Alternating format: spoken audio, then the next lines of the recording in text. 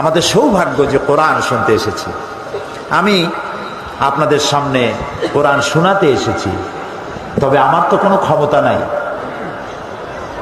ওমা তৌফিকি ইল্লা বিল্লাহ, সুবহানাকা লা ইলমা লানা, আমার কোনো ইলম নাই, কোনো জ্ঞান নাই। ইল্লা মা আল্লামতানা, যদি আল্লাহ দয়া করে কিছু বলার তৌফিক দেন তাহলেই বলতে পারবো।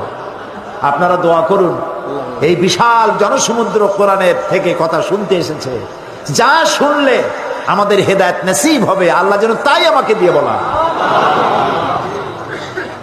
কোরআন আল্লাহ তাআলা বলছেন, কুল বিফাদলিল্লাহি ওয়া বিরাহমাতিহি ফাবিযালিকা ফালিয়াফরাহু হুয়া খায়রুম মিম্মা ইয়াজমাউন।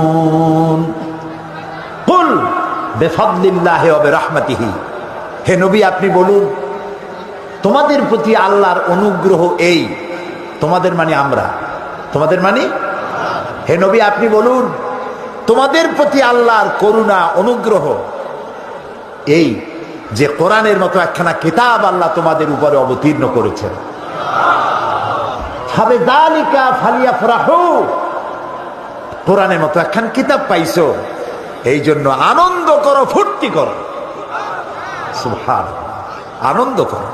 পৃথিবীতে মানুষের জন্য, বিশেষ করে মুসলমানের জন্য আনন্দ করার মতো কোন বস্তু, কোন জিনিস যদি পৃথিবীতে থাকে তার নাম কোরআন।